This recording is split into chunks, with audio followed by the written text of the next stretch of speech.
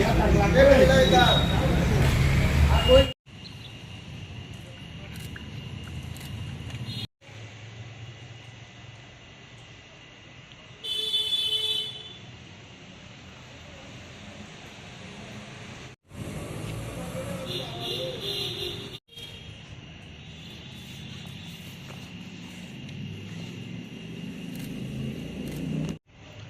আলাইকুম।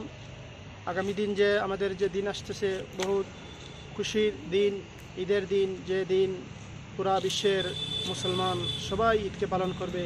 এই ঈদকে বলা হয় ঈদুল আজহার দিন। আর আমাদের সেই ঈদের নামাজ আগরতলা আগেদুমিয়া মসজিদের প্রাঙ্গণে হবে 8টা 30 মিনিটের সময়। সেই নামাজ পড়াবেন মৌলানা আব্দুর রহমান কাসিমি সাহেব। উনি প্রতি বছর পড়ান, উনি এই বছরের নামাজ পড়াবেন এখানে। আর আশা করি আমাদের সেই কালকের দিন খুব সুন্দর অতিবাহিত হবে, খুশি হবে। সকলের নিকটে আমাদের সেই ঈদ মুবারক, যে প্রত্যেক যে আমাদের সেই শান্তি সম্প্রীতি যাতে বজায় থাকে।